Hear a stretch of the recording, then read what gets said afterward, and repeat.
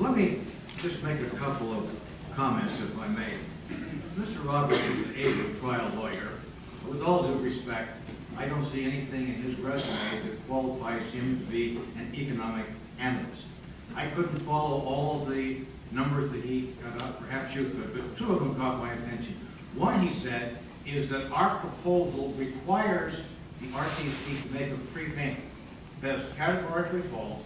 You can ask Mr. Snow, that does not occur. We provide an incentive if payments are made earlier than the ordinary billing cycle, but there's no prepayment. It also makes the assertion that our proposal does not include the payment of taxes. That simply is not true.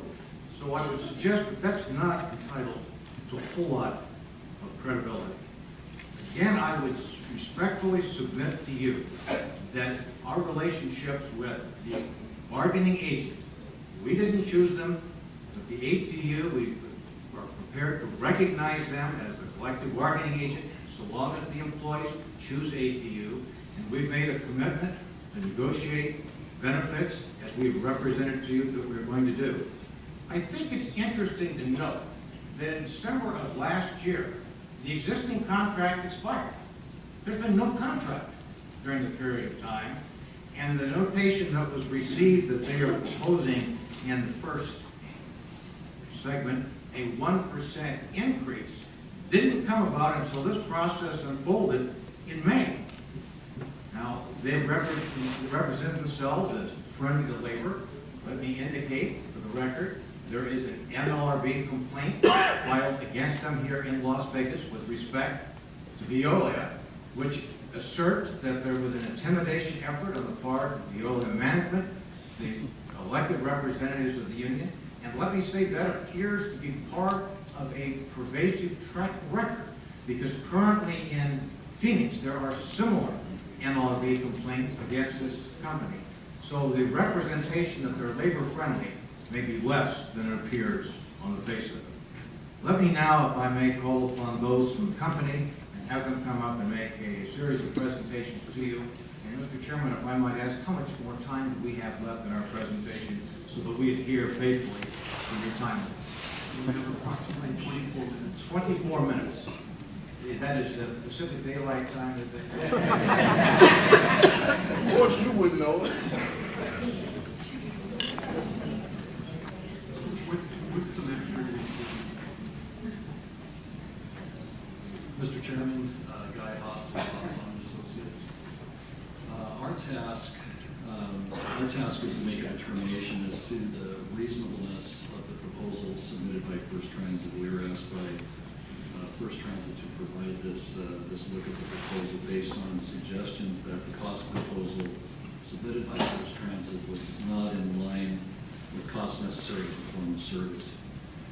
Noting that this is essentially a fixed price contract, that is one that's locked in per contract, the cost is fixed. Our approach was to take the First Transit and Veolia proposals and convert them to a common denominator for comparison purposes. The common denominator we selected was cost per hour of service and cost per mile of service. And since Mr. Aguero's analysis has already largely covered the same type of analysis we performed, I'll be much more brief about that here today. And these are measures that we feel are customary in measuring costs for transit systems. And hopefully this works.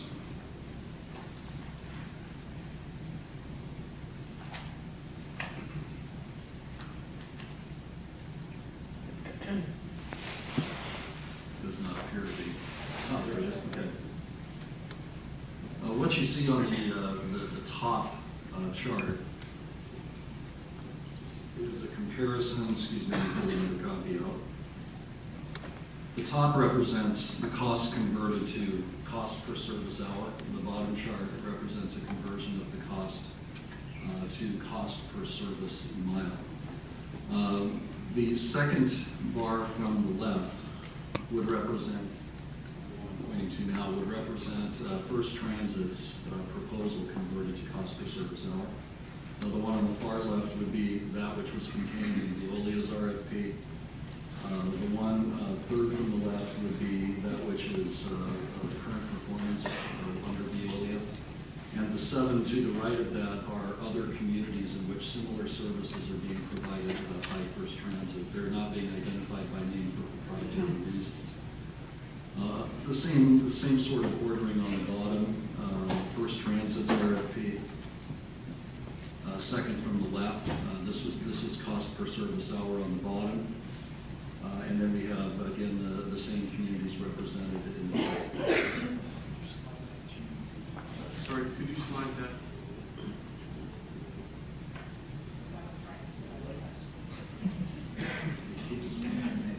Great. Thank you.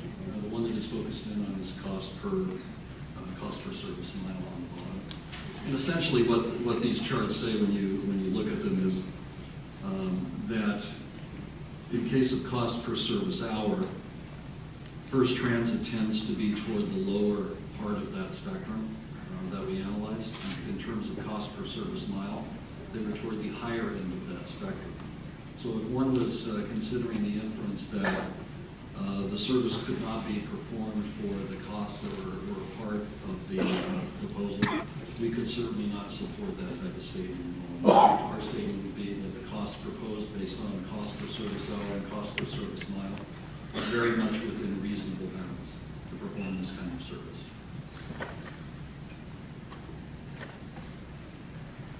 And let me, at this point, Mr. Chairman, unless there are any questions, introduce Brad Thomas, the CEO for First Transit. Thank you. And before I do so, could I just ask that, is this the reference of the April 14th, 2011 letter? Included in Yes, sir. the chart? And has that been included in the record? I can certainly do that at this moment. Please do. And then just to clarify, without naming the A through G, you mentioned these are similar services. Did you say by function or size, or was there just a general commonality? More by type of service being provided.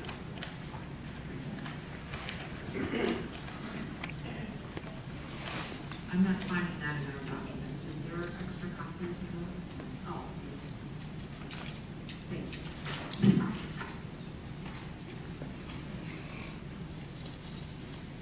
Good afternoon, Commissioner, Chairman, Commissioners. I am Brad Thomas. I'm the president of First Transit. I just wanted to give you a little bit of a background on First Transit and some of our sister companies, just to give you an understanding of the size and scope of First Transit and our sister organizations under First Group. We operate almost 8,000 vehicles and maintain those same vehicles in the U.S. under First Transit. 42 states, over 250 contract locations, and employ over 15,000 employees. Our sister companies, First Student has 60,000 vehicles, maintains 60,000 vehicles, operates 60,000 vehicles. First Vehicle Services, we operate and maintain over 42,000 vehicles and pieces of equipment. Greyhound has 3,000 vehicles we maintain and operate. My point is, we're not new at this. We know what we're doing. We maintain vehicles all shapes and sizes all over this country, and we do it well. On the next page, you'll see our UK experience, which I think is important here, because you'll see on this that in the UK, we actually operate 2,900 of the very double-deckers that you operate here in Las Vegas. So again, we're not new to this. We maintain these vehicles. We have vast experience with these very vehicles that are operated here at the RGC. In addition, we operate 200 of the articulated vehicles in the UK. And we have actually proposed our maintenance manager is from our Scotland bus operation, who's here. Actually, it's from Robert Graham. Is we've actually rated him from our operation over in Scotland. So he comes with lots and lots of experience at maintaining these very same vehicles. Just a quick look at the region here. You can see that in the Southwest, First Transit maintains and operates 2,000 vehicles, employs 3,400 people, contributes $109 million in payroll, and in Las Vegas alone, we operate obviously the paratransit service for you all, and we do the airport RAC, the rental car shuttle as well. And I think you could talk to our client.